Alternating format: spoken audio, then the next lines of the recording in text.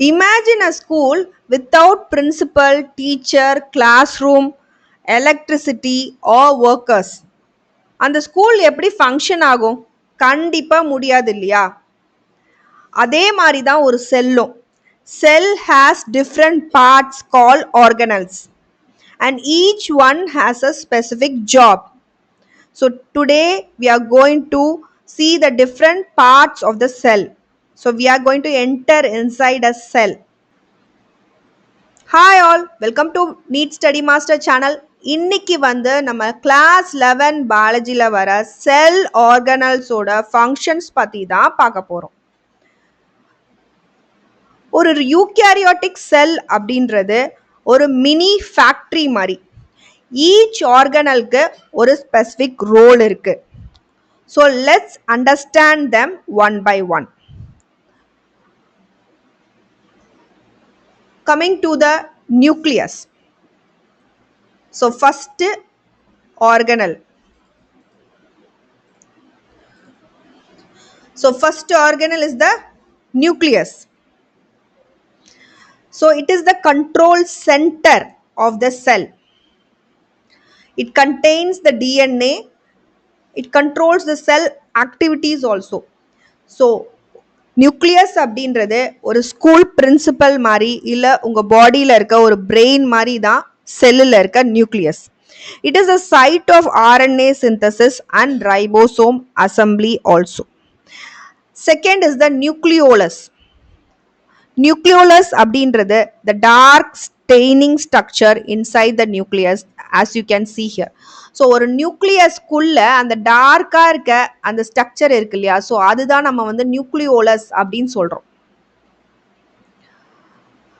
So rRNA சிந்தசிஸும் இங்கே தான் நடக்கும். It generates ribosome subunits. It is like a machine room inside the principal's office. So that is nucleolus.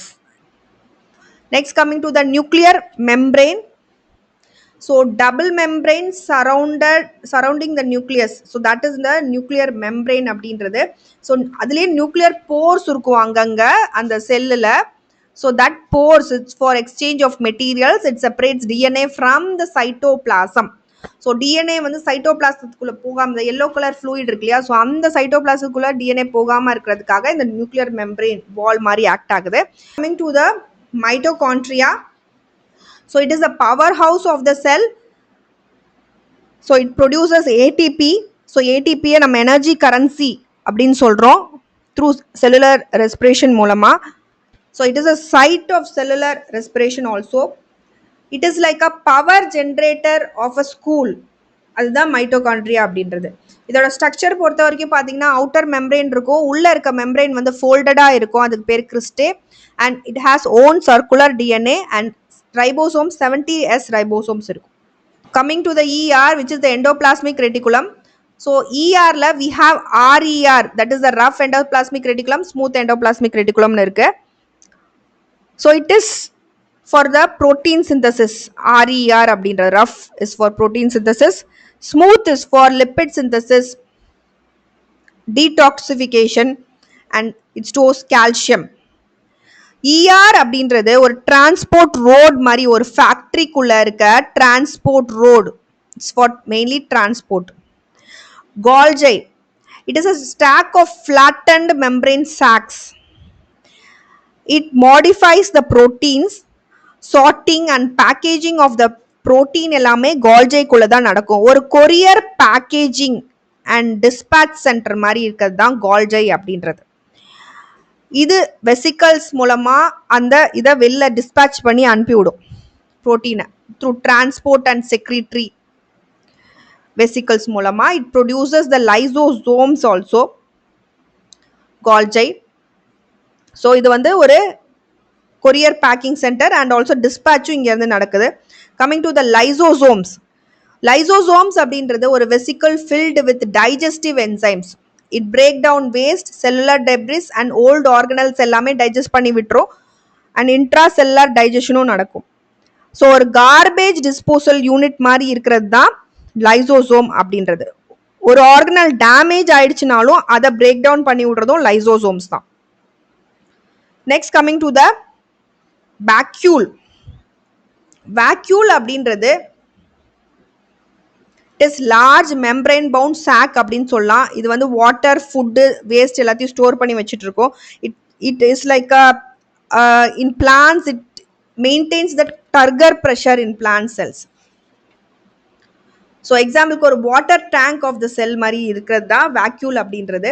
Next coming to the chloroplast. இது வந்து green double membraned organelle in plants. Photosynthesis to produce glucose இது இங்கே தான் நடக்கும். Chlorophyll pigment இது இருக்கு.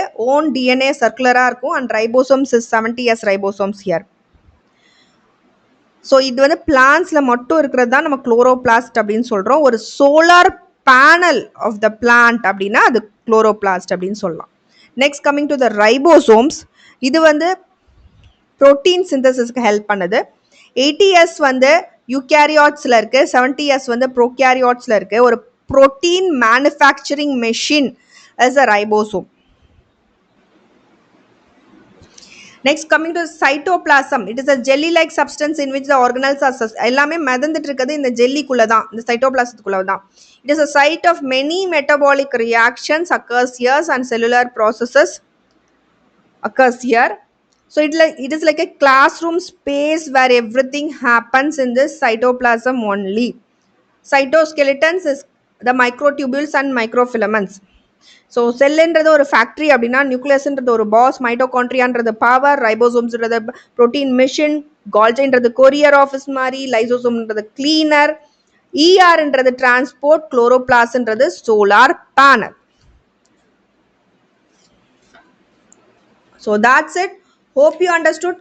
Thank you all for வாட்சிங் my video. என் வீடியோ உங்களுக்கு பிடிச்சா லைக் பண்ணுங்க, ஷேர் பண்ணுங்க, அண்ட் கண்டிப்பாக பெல் பட்டனும் கிளிக் பண்ணுங்க. அப்போ தான் நாங்கள் ஏதாவது வீடியோ போட நோட்டிஃபிகேஷன் வரும்.